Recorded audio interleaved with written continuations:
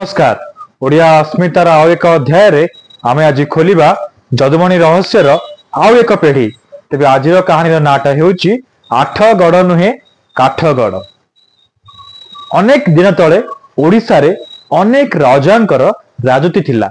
नाना पाठ पांडित्य जानिथिबा अनेक विज्ञ गुणीजन एवं कवि मानकु राजा माने निज उवासरे बा निज राजदरबार रे स्थान दौथिले एवं तांको सम्मान रे मध्य कोनोसी प्रकार उणा करुनथिले। ठीक सेही परि उत्कल घंट कवि जदुमणि नयागढ़ राजांकर राजदरबार रे थिले एवं अनेक राजांकर निमंत्रण रक्षा करी विभिन्न राज्य को भ्रमण रे जानती एवं सम्मान भी पाती।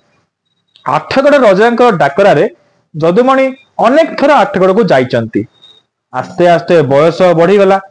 जदुमणि आठगड़ जीवाकू इच्छा प्रकाश कले नाही, नयागढ़ ही रही गले।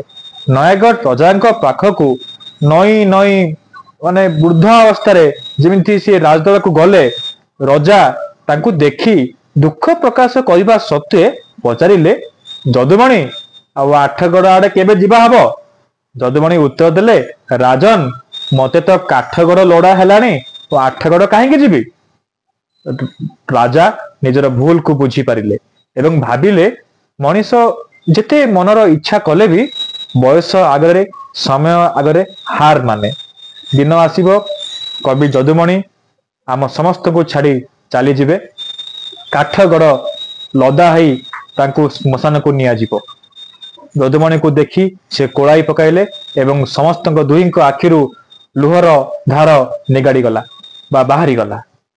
उत्कल घंट कवि जदुमणिंकर जन्म जयंती एई मास जनवरी मास 8 तारिख रे हवा को जाउछि।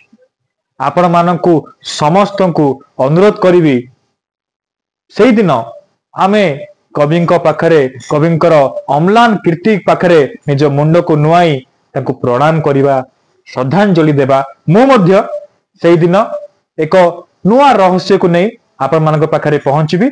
रहुछि से जाय, धन्यवाद।